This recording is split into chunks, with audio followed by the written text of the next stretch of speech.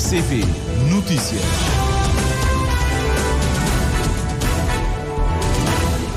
Notícias às 13 horas em Rádio de Cabo Verde. Muito boa tarde. Abrimos com os títulos.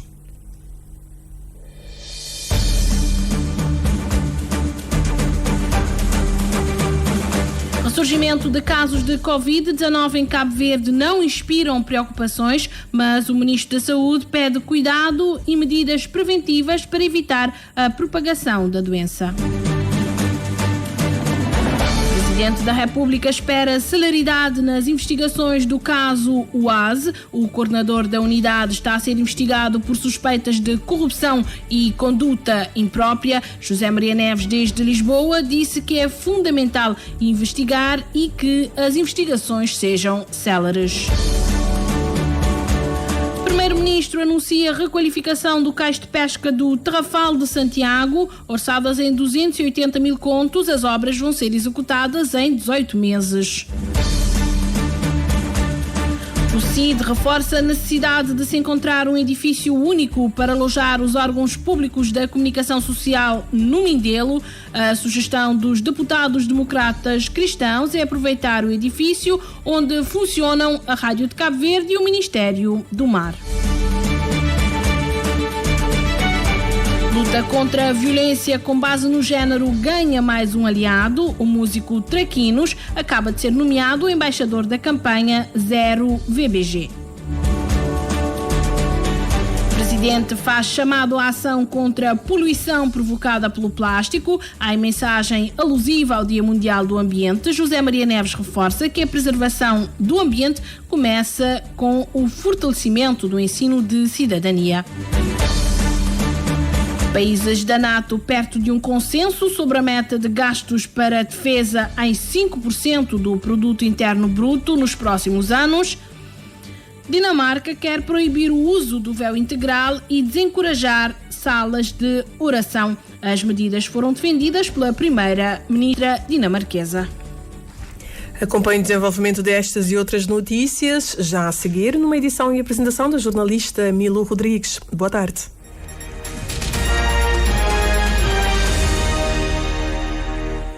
Boa tarde, seja bem-vindo a este jornal.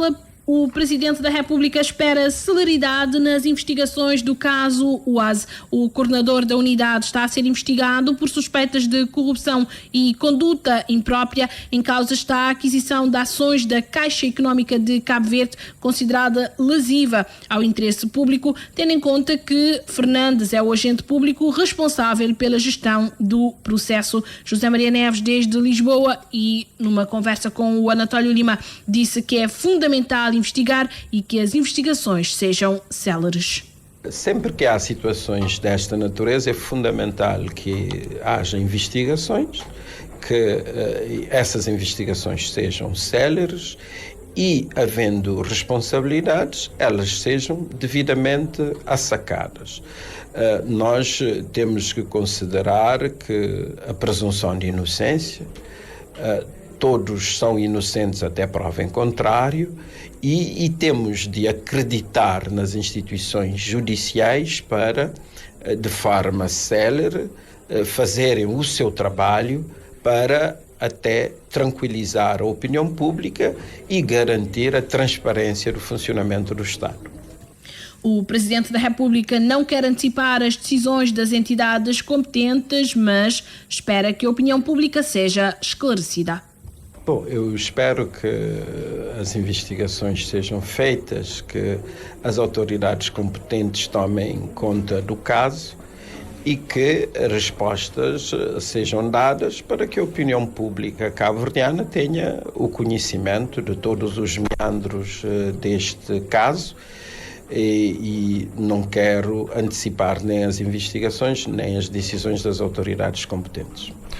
Presidente da República sobre a polémica envolvendo o coordenador do UAS, o coordenador da Unidade de Acompanhamento do Setor Empresarial do Estado, Sandney Fernandes, está a ser investigado por suspeitas de favorecimento pessoal e tráfico de influências no exercício do cargo público. Em entrevista à Rádio de Cabo Verde, o ministro Olavo Correia disse que o coordenador continua em funções e negou que tenha havido um pedido de demissão. O governo disse, o vice-primeiro-ministro aguarda o desfecho das investigações sobre a aquisição das ações da Caixa Económica de Cabo Verde.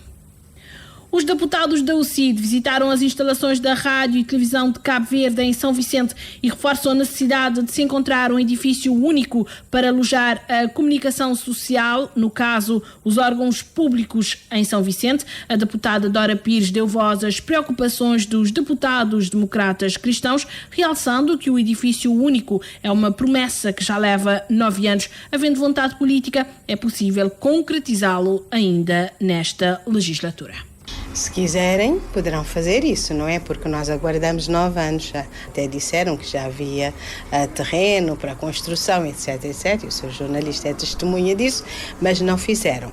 Mas 1 ano sim, mas caso queiram, poderá haver sim remodelações e algumas mudanças e termos, por exemplo, esse edifício todo ele para a comunicação social pública aqui em São Vicente.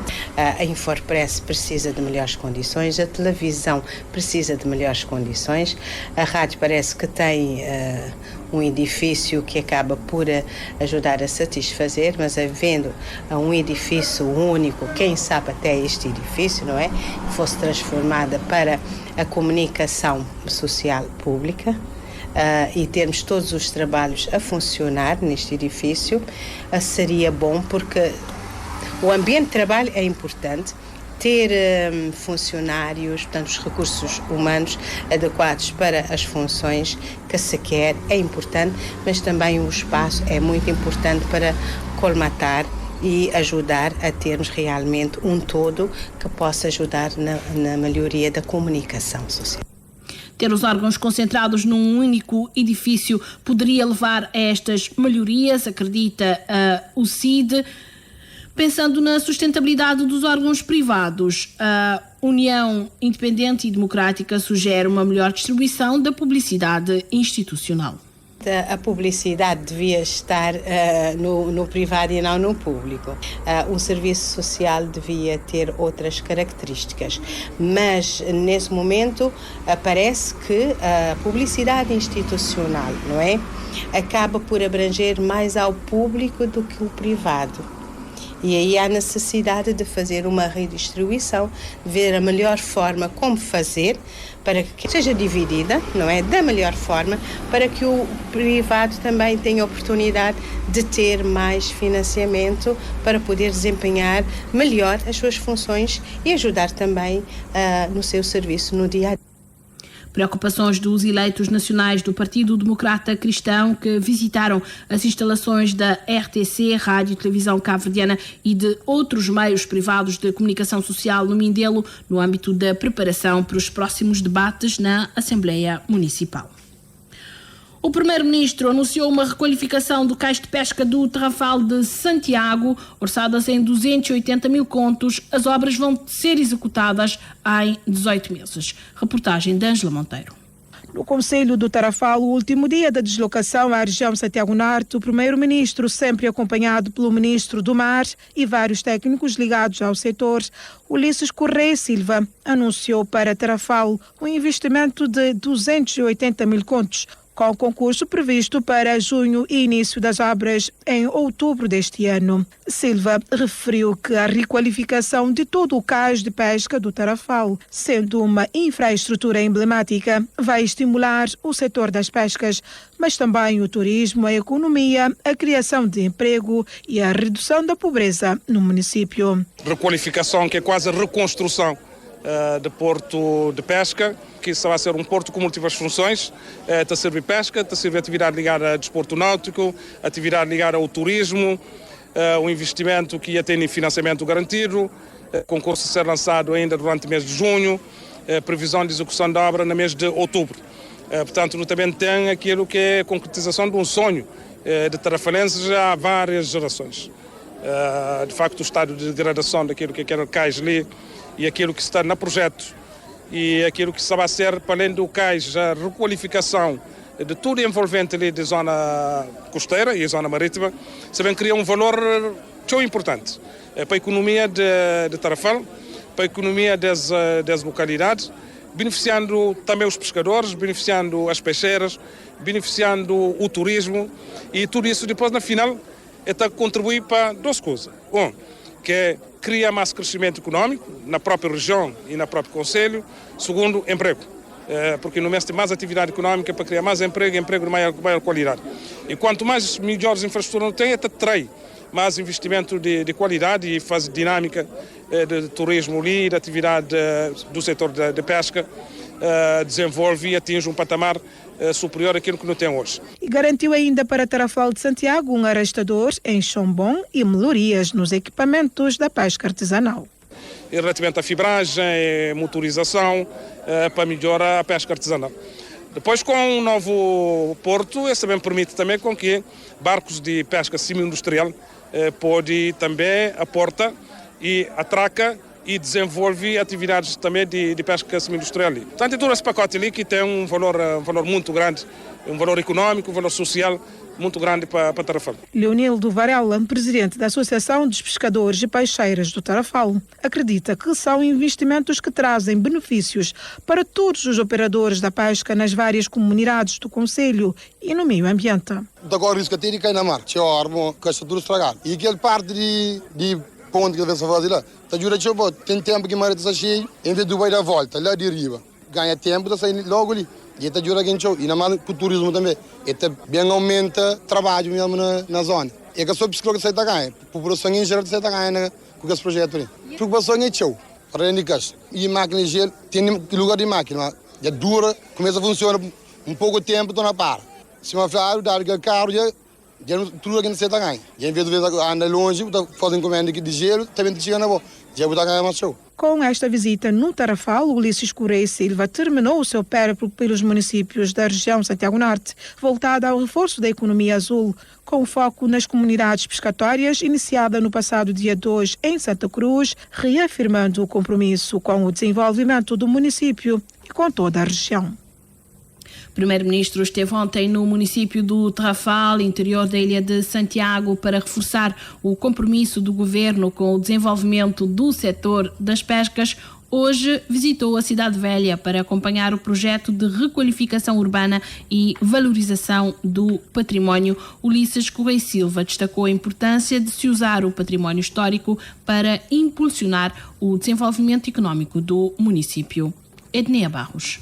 Com 300 mil contos em investimento, Cidade Velha prepara-se para renascer como epicentro do turismo histórico e cultural de Cabo Verde, com descobertas arqueológicas, requalificação urbana e envolvimento ativo das comunidades, afirma o primeiro-ministro. Vai transformar a Cidade Velha, porque nós temos esta ambição de posicionar a Cidade Velha no contexto mundial como uma grande plataforma da história, com património histórico, cultural, religioso, edificado desde o século XV, que conta muitas histórias da relação entre Cabo Verde e o resto do mundo. Estamos a falar da África Ocidental, do Brasil, Estados Unidos da América, Europa. Esta centralidade que esta hoje Cidade Velha teve no passado, nós queremos retomar. Mas retomar na perspectiva da valorização, da preservação do património edificado, histórico, cultural, religioso, o património natural, criar uma forte ligação com as comunidades, porque aquilo que nós precisamos depois é transformar toda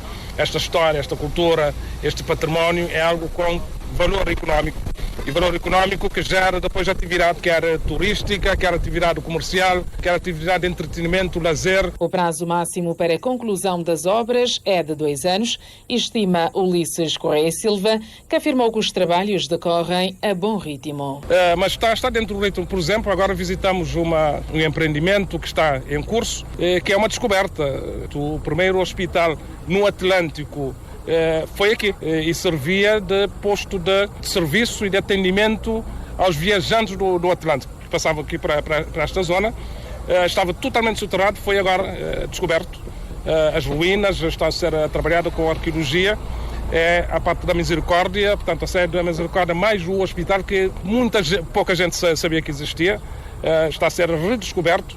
Isso significa que todas as obras que têm a ligação com esta parte vão ter que ser suspensas para que se possa fazer todo este trabalho aqui da reabilitação e da redescoberta para que se possa integrar esta valência histórica. Mas em termos de execução, vamos ter dentro de 2 anos. 2 anos será o limite para a conclusão. Já questionado sobre a ausência de representantes da Câmara Municipal local durante a visita, o Primeiro-Ministro esclarece. A Câmara Municipal não tem que estar sempre naquilo que é a visita do Primeiro-Ministro. Os municípios, este município tem as suas competências, as suas atribuições, faz parte deste projeto. Segundo o Primeiro-Ministro, o projeto pretende transformar Cidade Velha, berço da história cabo-verdiana, num espaço dinâmico e sustentável, com forte apelo para turistas nacionais, afrodescendentes e brasileiros, cuja história se liga profundamente ao local.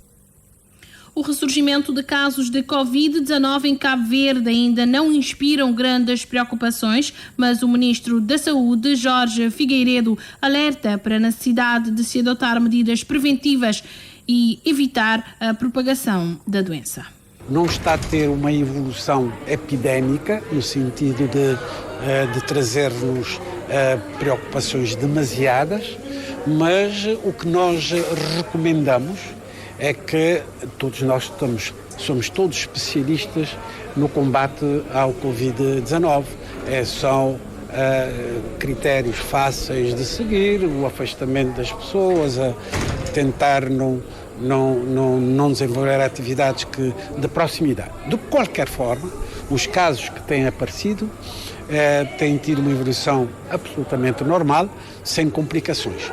O que nós recomendamos também é o cuidado suplementar relativamente às pessoas de uma certa idade, a partir dos 65, cujos familiares devem ter mais cuidado no sentido de evitarem complicações.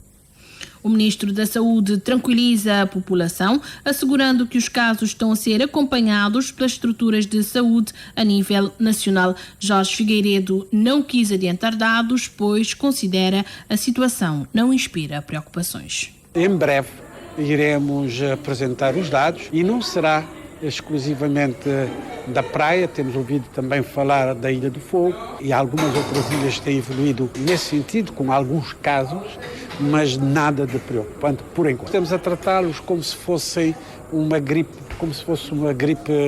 normal. Algum sítio que inspira a preocupação? Não, nesse momento nenhum. Há casos, como sabemos nesta altura até não é o período da maior incidência desses casos, normalmente é no inverno, a partir de janeiro, etc. Mas temos seguido e não nos tem causado preocupação.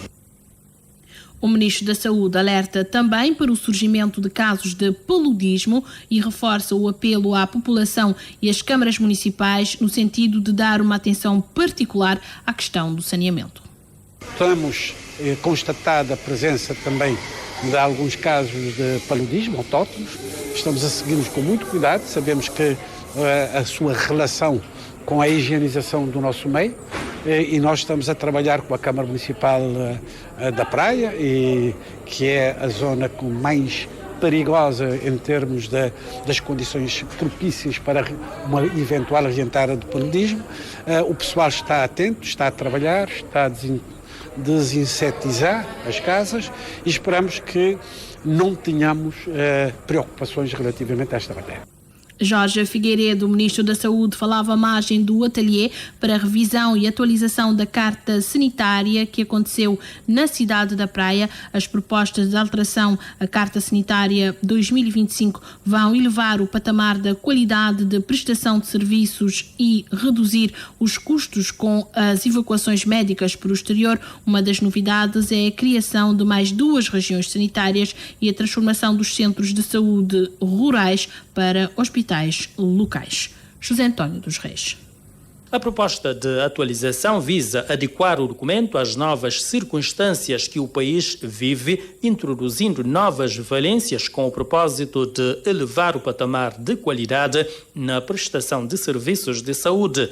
José Manuel de Aguiar, coordenador do Grupo Técnico de Trabalho para a Revisão da Carta Sanitária, aponta como novidade a transformação dos centros de saúde rural em hospital local para integrar o médico de família na comunidade e a criação de mais 2 regiões sanitárias. A do leste, que incorpora as ilhas de Sal, Boa Vista e São Nicolau, e a de Santiago Sul, que incorpora a Ilha do Meio, Cidade Velha, São Domingos e o Concelho da Praia. E há ainda uma subproposta dentro dessa região, que é a incorporação dos concelhos de São Lourenço dos Órgãos e de Santa Cruz, que neste momento fazem parte da região de Santiago Norte, transferir devido à dinâmica populacional, transferir para Santiago Sul. A Carta Sanitária 2025, em processo de revisão, deverá vigorar até 2035. O novo documento estratégico pretende incorporar as novas tecnologias no diagnóstico da saúde e ainda a criação de novos serviços. A hemodiálise, por exemplo, é um dos serviços que tem um impacto grande porque reduz a evacuação para o exterior, a introdução de tratamento do câncer. Portanto, nós temos uma fase que nós fazemos em Cabo Verde, com medicamentos. Antigamente evacuávamos para o exterior. É o sistema de referência e contra-referência que vamos reforçar e implementar novas dinâmicas que iria consubstancialmente melhorar a qualidade da prestação a nível dos cuidados primários de saúde. O médico e coordenador técnico do Grupo de Trabalho para a Revisão da Carta Sanitária acredita que a implementação da Carta Sanitária atualizada e a entrada em funcionamento do novo Hospital Nacional de Cabo Verde vão contribuir para o país reduzir o custo com as evacuações médicas para o exterior. A sessão de abertura do 2º ateliê para a revisão e atualização da Carta Sanitária foi presidida pelo Ministro da Saúde, Jorge Figueiredo. E o Ministro da Saúde considera que não há razões para a paralisação nacional dos profissionais de saúde anunciada pelos 7 sindicatos que representam a classe. Jorge Figueiredo explica que a demora se deve à complexidade do processo e por questões administrativas, esclarecendo ainda que o PCFR está a ser analisado pelo Centro Jurídico do Conselho de Ministros. O documento deverá ser aprovado em breve. Está por eles avaliado e será brevemente, provavelmente durante a próxima semana, ou até mesmo esta semana, será aprovado o PCFR para os médicos, para os enfermeiros, para os auxiliares de diagnóstico e terapêutica, de modo que estamos a fazer o nosso caminho. Nós temos um acordo que não foi assinado em janeiro, isso não corresponde à verdade. Eu assinei esse acordo e eu não estava em janeiro como ministro. Portanto, era impossível ser assinado em janeiro. Foi assinado, no meu ponto de vista, bastante tempo depois da minha entrada, cerca de abril, nos inícios de abril, e estamos a tempo para apresentar à sociedade os resultados dessa negociação, desses acordos. O governante lembra que os PCFRs têm efeitos retroativos a março e pede tranquilidade, considerando que a demora se deve a questões administrativas. Jorge Figueiredo pede paciência aos sindicatos. Porque cada vez que um documento vai a uma instituição, demorará algum tempo para ser analisado, depois para fazer a sua avaliação e retornar ao coisa. Então, já foi à DENAP, já esteve no Ministério da Administração Pública, já esteve no Ministério das Finanças para ser avaliado, já foi avaliado pelo Ministério da Saúde. Neste momento já encontramos todos os consensos necessários e neste momento será aprovado brevemente pelo Conselho de Ministros e seguirá o seu caminho. O secretário nacional do Sindicato Nacional da Administração Pública anunciou a intenção de uma paralisação nacional de todo o pessoal da saúde em resposta ao atraso no cumprimento dos acordos assinados entre os 7 sindicatos que têm estado a negociar os PCFRs do pessoal da saúde com o Ministério e dos pendentes identificados nos acordos já assinados. A luta contra a violência com base no género contou agora com mais um aliado. Trata-se do músico Traquinos, que acaba de ser nomeado embaixador da campanha Zero VBG. O artista promete abraçar o desafio e acredita no poder da música para combater a violência contra as mulheres. Tacha-me assim, como música, como forma de arte, que é um veículo que tem muita influência sobre pessoas. Então, está-me usando ele como instrumento e de forma correta, e acaba por ter aquele efeito que não quer. É um parceiro que aparece numa altura em que destaca a presidente do Instituto Cabo-Verdiano para a Igualdade e Equidade do Género, Marisa Carvalho. A instituição está a desenvolver o projeto Dona Tinha Vida. É um projeto destinado integralmente ao combate à VBG. E que foca exatamente esta questão da independência e da autonomia económica, mas trabalhando ao mesmo tempo o psicológico e o emocional. Portanto, ainda falta muito para ser feito, mas digamos que estamos a dar os passos concretos e consistentes para que realmente tenhamos um sistema e uma rede de apoio que trabalhe de forma integrada todas estas questões de apoio às vítimas. A campanha Zero VBG tem como mentora a ativista social Vitória Sion, que promete levar esta luta a todos os lugares.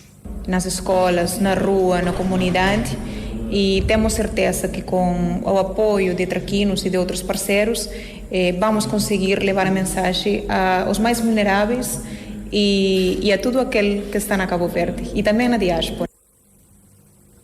Financiada pela cooperação espanhola, a campanha Zero VBG tem como foco as ilhas de Santiago, Santo Antão, Salfogo e Boa Vista.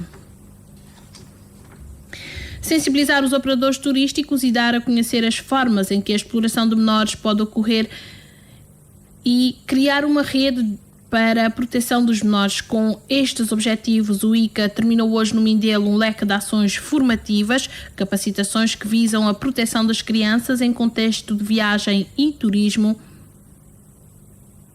A formação foi promovida em parceria com o Instituto do Turismo de Cabo Verde. Reportagem de Patrícia Martins.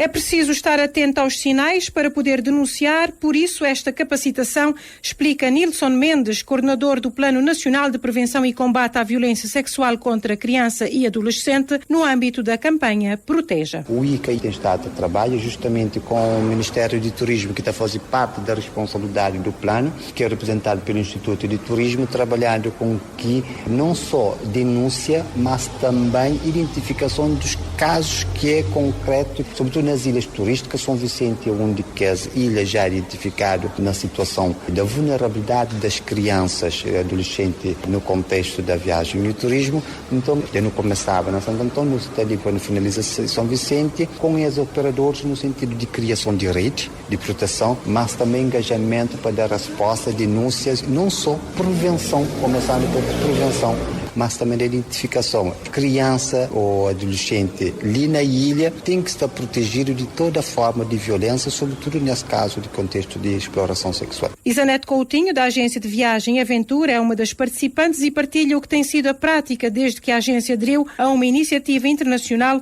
visando a prevenção de abuso sexual das crianças. Não acreditar que realmente guias têm contacto com este tipo de situação. Tem pessoas que te procuram e pedis indicação de lugares onde é que eles podem encontrar favores sexuais, não especificamente em relação a crianças, que lá nunca me tive conhecimento, mas tem pessoas que também com a intenção de procurar turismo sexual na Cabo Verde. Nós, como agência, o que é que não fazer já há alguns anos atrás, desde 2017, se não me engano, foi que não aderi a uma iniciativa internacional que é chamada The Code. Ele é uma iniciativa especificamente para prevenção de abuso sexual de crianças no turismo e viagens. E o que é que não acaba de fazer foi estabelecer um plano interno enquanto agência, como é que não pode atuar nesse aspecto e sensibilizar nós fornecedores e todos nós funcionários a fazer uma formação online, sensibilizar todos nos guias, todo alojamento, mas quem que não está a trabalhar, maneira que eles podem agir para ajudar nós a a trabalhar como uma rede e dar apoio em prevenir todo esse tipo de situação. Nelson Lopes é guia turístico e apela à eficiência no seguimento dos casos quando denunciados. Esse caso é um fenómeno mundial e nós, como sendo um país onde não tem uma economia muito aberta e bastante dependente do turismo, infelizmente não está livre dele, né? Então acho que é muito importante nós começar a consciencializar e passar informação, mobilizar pessoas para esse caso. Algumas situações não é coisa assim de muito alarmismo, né? Mas sempre há alguns sinais, me propriamente a me espelhar alguns sinais. A atitude que me tive foi falar a pessoas, não era caso assim de denúncia, mas pelo menos me falar a pessoas que é para tentar consciencializar e moderar aquela situação lá.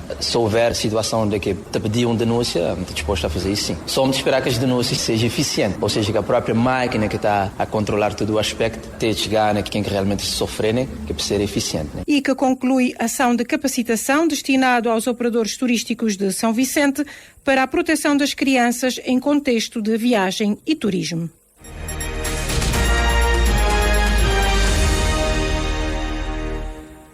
Falamos agora de ambiente. O Ministro do Ambiente defende uma abordagem firme e urgente no combate à poluição por plásticos, alertando para os impactos ambientais e sociais deste problema global. Gilberto Silva falou à imprensa em Santo Antão, onde enfatizou que o lema deste ano do Dia Mundial do Ambiente está centrado na redução do uso de plásticos, deve ser transformado em ação concreta a nível nacional, com o envolvimento de todos os setores da sociedade. Teresa Pinto. O município do Paúl acolhe ao longo do dia de hoje um fórum sobre sustentabilidade. O evento, que acontece neste Dia Mundial do Ambiente, junta especialistas de diversas áreas ambientais para discutirem a sustentabilidade da Ilha das Montanhas. O ministro do Ambiente foi quem fez a abertura do fórum, Gilberto Silva, recorrendo ao lema deste ano, combater a poluição plástica, defendeu uma abordagem firme e urgente no combate a esse problema global, alertando para os impactos ambientais e sociais da poluição plástica. Todos nós temos a consciência de que a poluição constitui hoje um elemento crucial, diria, uma das crises ao lado das mudanças climáticas e ao lado da perda de biodiversidade, como a chamada tripla crise ambiental global. Vivemos, de facto, numa era de transformações aceleradas, onde estas crises põem em causa, efetivamente, o futuro do planeta. O país, defende o governante, apesar da sua pequenez, tem uma resposta a dar face a este problema e um papel fundamental na sustentabilidade. Cabo Verde, de entre os países do mundo, um pequeno estado insular em desenvolvimento, tudo o que faz pode ser pequeno vis-à-vis do tamanho do planeta, mas nós não temos outra escolha. Temos que cumprir a nossa parte e temos que passar a mensagem ao mundo de que somos pequenos, mas podemos ser relevantes. É importante, neste caminho também, relembrar a todos que estamos num século onde o paradigma principal é a sustentabilidade. E sobre sustentabilidade, o presidente da Associação dos Municípios de Santo Antão defende que a ilha pode ser um modelo de sustentabilidade em Cabo Verde. Do ponto de vista ambiental, a ilha oferece uma extraordinária diversidade ecológica com vales férteis, florestas, fontes naturais e ecossistemas resilientes. No plano energético, temos condições para apostar com ambição nas energias renováveis e nos sistemas eficientes de abastecimento de água e de recursos. Em termos turísticos, somos cada vez mais procurados por viajantes em busca da natureza, autenticidade e cultura e aventura. Diálogo nacional sobre o plástico, combate coletivo à poluição por plástico, sustentabilidade, adaptação e mitigação ambiental em Santo Antão, rumo ao carbono zero no turismo até 2040, são alguns dos muitos painéis deste fórum sobre a sustentabilidade. O Presidente da República também fez um chamado à ação contra a poluição provocada pelo plástico. Em mensagem alusiva ao Dia Mundial do Ambiente, José Maria Neves destacou a importância de se implementar medidas sistemáticas para proteger o ambiente. O Presidente da República reforça que a preservação do meio ambiente começa na educação e no fortalecimento do ensino de cidadania. É nossa responsabilidade coletiva proteger nosso país, nosso mar e nossa biodiversidade. Se cada cabo-verdiano e cada cabo-verdiana compromete que muda nos hábitos e ajuda a sensibilizar nossa família e nosso vizinho para a poluição de plástico, junto nos construir um Cabo Verde mais limpo, mais sustentável e mais digno para nós tudo. Um grande passo seria reforço de ensino de cidadania ambiental, a partir do ensino pré-escolar, para despertar desde cedo consciência ecológica e responsabilidade individual na geração mais jovem, para eles terem sucesso na onde que nossa geração e que a geração mais antiga falha para nos preservar melhor nosso ambiente, nosso mundo, nossa casa. A conscientização e o engajamento de todos são essenciais para um futuro mais sustentável, lembra o Presidente da República num apelo ao consumo responsável. Metade dos 400 milhões de toneladas de plástico produzidos por ano em todo o mundo é projetada para ser usada apenas uma vez. Desse total, somente menos de 10% é reciclado. 11 milhões de toneladas de plástico têm como destino o mar. Para reverter esta realidade, o foco das comemorações do Dia Mundial do Ambiente é no combate à poluição plástica. Em Cabo Verde, desde 18 de maio, está em vigor a lei relativa à proibição do plástico de uso único.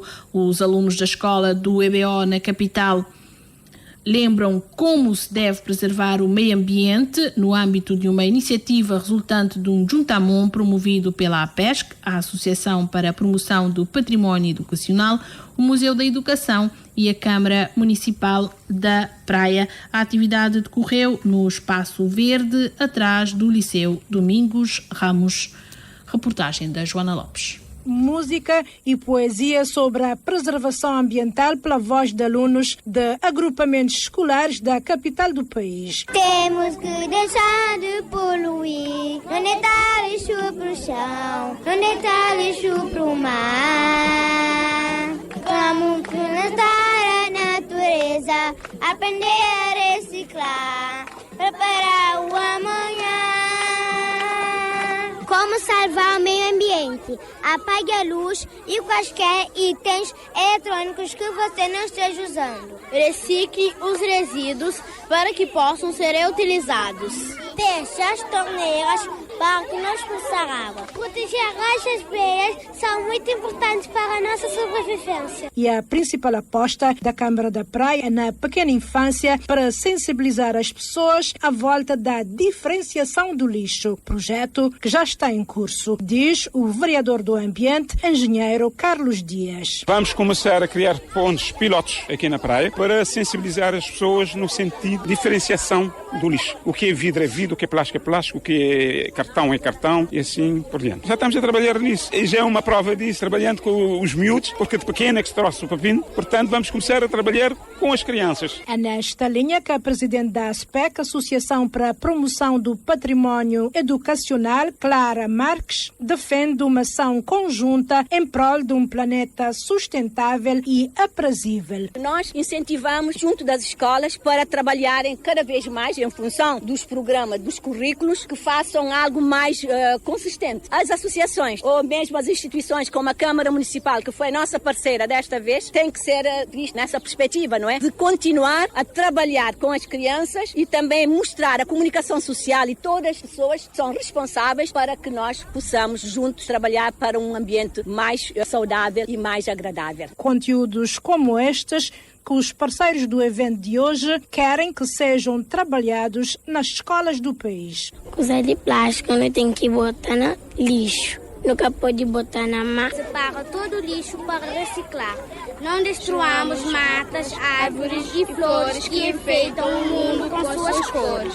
Não poluam o ar, isso não é bom, vai causar aquecimento global. Vamos trabalhar nessa tarefa urgente para preservar o nosso meio ambiente. É que se não mudarmos a nossa relação com o plástico, a sua presença no nosso meio vai triplicar até 2040.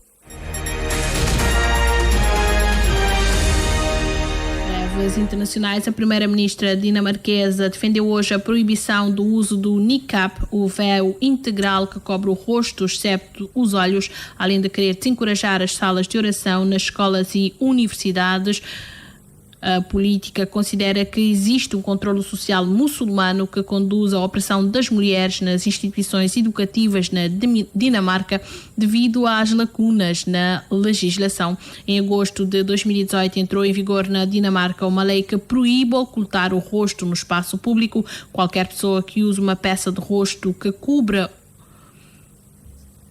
o rosto como véu integral arrisca uma multa. Esta lei é criticada pelo caráter discriminatório em relação a um grupo religioso, assim como pela violação da liberdade de culto e da livre escolha das mulheres. A primeira-ministra pretende agora alargar esta proibição às instituições de ensino. A chefe do governo gostaria que os ministros da Educação e do Ensino Superior expressassem claramente às universidades que não deveria haver salas de oração nas instituições, considerando que são usadas como mecanismos de opressão contra as raparigas e potencialmente também contra os rapazes. Estas declarações surgem no momento em que o debate sobre esta temática está igualmente aceso em França.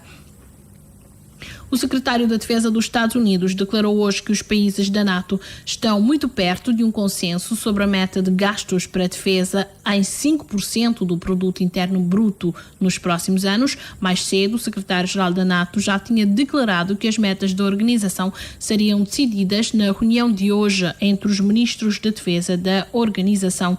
Os ministros da defesa da NATO devem aprovar as metas para a despesa com material militar para a defesa do território da Aliança Atlântica, depois dos Estados Unidos e alguns países membros terem pedido um aumento das despesas com segurança. O presidente dos Estados Unidos, Donald Trump, e os homólogos da NATO vão reunir-se a 24 e 25 deste mês em Haia para definir as metas do investimento na defesa. 13h42. Milo Rodrigues, recordemos os títulos. Ressurgimento de casos de Covid-19 em Cabo Verde não inspiram grandes preocupações, mas o Ministro da Saúde pede cuidado e medidas preventivas para evitar a propagação da doença. O Presidente da República espera celeridade nas investigações do caso UAS. O coordenador da unidade está a ser investigado por suspeitas de corrupção e conduta imprópria. José Maria Neves, desde Lisboa, disse que é fundamental investigar e que as investigações sejam céleres. O Primeiro-Ministro anuncia a requalificação do cais de pesca do Tarrafal de Santiago, orçadas em 280 mil contos. As obras vão ser executadas em 18 meses. O CID reforça a necessidade de se encontrar um edifício único para alojar os órgãos públicos da comunicação social no Mindelo. A sugestão dos deputados democratas cristãos é aproveitar o edifício onde funcionam a Rádio de Cabo Verde e o Ministério do Mar. O Presidente faz chamado à ação contra a poluição provocada pelo plástico. José Maria Neves reforça que a preservação do meio ambiente começa na educação. Luta contra a violência com base no género ganha mais um aliado. O músico Traquinos acaba de ser nomeado embaixador da campanha Zero VBG. Países da NATO perto de um consenso sobre a meta de gastos para a defesa em 5% do produto interno bruto nos próximos anos. Dinamarca quer proibir o uso do véu integral e desencorajar as salas de oração, medidas defendidas pela primeira-ministra dinamarquesa. Ponto final nesta edição do Jornal da Tarde, com a Milo Rodrigues, técnica de Nelson Neves. Os títulos regressam às 14 com a Edneia Barros.